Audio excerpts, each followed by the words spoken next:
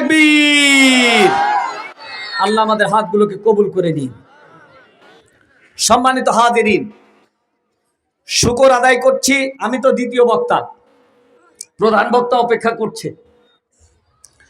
আমরা শুকরিয়া আদায় করছি ওই সার্বভৌম ক্ষমতার মালিক রব্বুল ইজ্জাত জিল জালালি ওয়াল ইকরামের, যে আল্লাহ রব্বুল আলামিন দয়া করে মায়া করে ভরনিয়া কেন্দ্রীয় জামে মসজিদের উন্নয়ন কল্পে আয়োজিত এ তাফসিরুল কোরআন মাহফিলে তাফসির শোনার জন্য আমাদেরকে সৌভাগ্য দান করেছেন। কবরে যাওয়ার পর আলহামদুলিল্লাহ বলিয়েন, জোরে বলুন, আর একটু জোরে বলুন আলহামদুলিল্লাহ। রব্বানা লাকাল হামদ হামদান কাসীরান তাইয়্যিবান মুবারাকান ফীহি। আশহাদু আল্লা ইলাহা ইল্লাল্লাহু ওয়াহদাহু লা শারীকা লাহু লাহুল মুলকু ওয়া লাহুল হামদু ইউহয়ী ওয়া ইউমীতু বিয়াদিহিল খায়রু ওয়া হুয়া আলা কুল্লি শাইইন কাদির।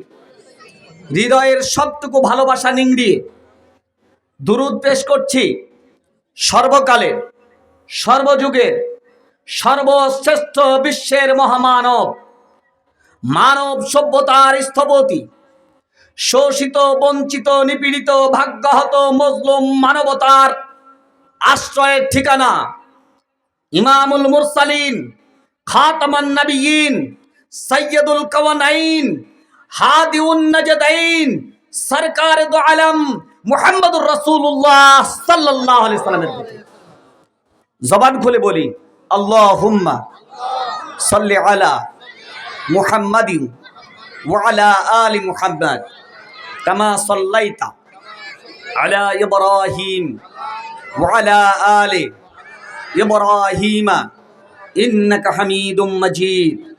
আল্লাহুম্মা বারিক আলা মুহাম্মাদিন ওয়া আলা আলি মুহাম্মাদ কামা বারাকতা আলা ইব্রাহিম ওয়া আলা আলি ইব্রাহিম ইন্নাকা হামিদুম মাজিদ। সম্মানিত হাজিরিন, গত বছর এই সময় এরকম তাফসির মাহফিল আয়োজন করা কি সম্ভব ছিল না অসম্ভব ছিল? বলেন, সম্ভব ছিল না অসম্ভব ছিল? এই তাফসির মাহফিল গুলো কোরআন কেন্দ্রিক হওয়ার কারণে দিন দিন যেখানে তাফসির মাহফিলের আয়োজন হচ্ছে, ইমানদার কালেমাওয়ালা কোরআন প্রেমিক মানুষ বাদ ভাঙ্গা জোয়ারের মতো এ সমাজের সর্বশ্রেষ্ঠ দায়ীদের তাফসির মাহফিল গুলোতে শোনার জন্য পঙ্গপালের মতো ছুটে ছুটে যাচ্ছে। কথা বলেন ঠিক কিনা? কিন্তু অতীতে যেমন আবু জেহেলের দুশমনেরা উতবা সাইবা ফেরাউন নমরুদ হামানের গন্ধের কাছে কুরআনের দাওয়াত বিষের মতো মনে হতো, ঘাপটি মেরে থাকা 5ই আগস্টের পরেও এই বাংলাদেশে একদল চিহ্নিত ইসলাম বিরোধী শক্তির কলিজায় এই কোরআনের আওয়াজ আর ভালো লাগছে না। তারা বিভিন্ন উপায়ে উলামায়ে কিরাম রাসূলের নবুয়তের উত্তর শরীদের তাফসির মাহফিল গুলোতে হাঙ্গামা সৃষ্টি করে বানচাল করার নানা ফন্দি ফিকির আবার নতুন ভাবে শুরু করেছে। আমরা দ্ব্যর্থহীন কণ্ঠে বলে দিতে চাই, কুরআন ছিল, আছে এবং চিরদিন থাকবে ইনশাআল্লাহ। এই পৃথিবীতে এমন কোন মায়ের লাল জন্মগ্রহণ করে নাই যার ঔদ্ধত্য আস্ফালনে কুরআনের বাণীকে তারা মুখের ফুৎকারে এ জমিন থেকে নিভিয়ে দিতে পারে। যদি কেউ চেষ্টা করে তাহলে নিঃসন্দেহে চিরকাল স্বর্গে তারা বাস করছে। আজকে ওই হুতুম পেচার দলেরা বলছে কুরআনের সাথে রাজনীতির কোনো সম্পর্ক নাই, অথচ কুরআনুল কারীমে 931টি আয়াতে আল্লাহ রাব্বুল আলামিন স্পষ্টভাবে ইসলামী খেলাফত তথা ইসলামী রাজনীতির কথা বলেছেন।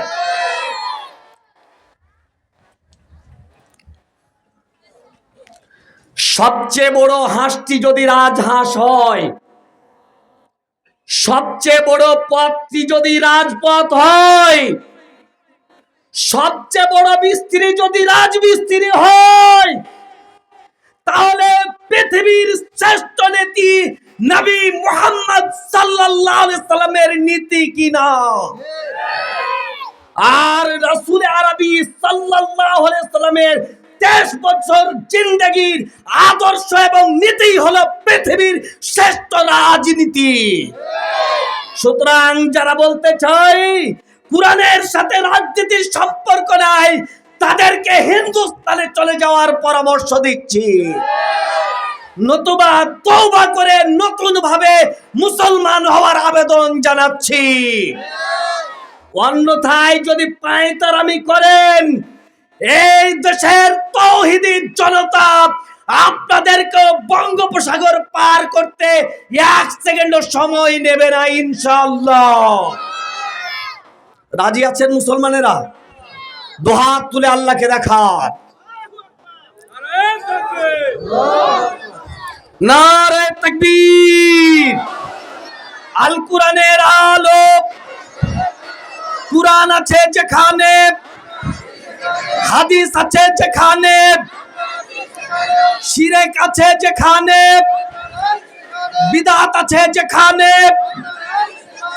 নবী নাই যেখানে, ইসলাম নাই যেখানে, নারে তাকবীর। আল্লাহ আমাদেরকে কবুল করে নিন। সম্মানিত হাজিরিন, এই কুরআনুল কারীমের 29 নম্বর সূরা পারা, কয় নম্বর পারা? 67 নম্বর সূরা। কয় নম্বর সূরা? সূরাটার নাম হলো সূরাতুল মুলক। কি বলেন? সূরাতুল মুলক। হযরত উলামায়ে কেরামগণ আছেন, আল মুলক মানে কি? কথা বলেন, জবান খুলে বলেন। রাজত্ব, রাজত্ব বলেন। আল মুলক মানে শাসন, শাসন ব্যবস্থা, কর্তৃত্ব। জোরে বলুন সুবহানাল্লাহ। তাহলে যারা বলে কুরআনের সাথে রাজনীতির সম্পর্ক নাই, তারা আল্লাহর রাজত্বকে অস্বীকার করে। কুরআনের 68 নম্বর সূরা সূরাতুল মুলককে অস্বীকার করে। এই কুরআনের 6666টি, মতান্তরে 6236টি আয়াতের একটা শব্দকেও যদি সজ্ঞানে কোনো মুসলমান অস্বীকার করে, নির্ভেজাল সে কাফের, এতে কোনো সন্দেহ নাই।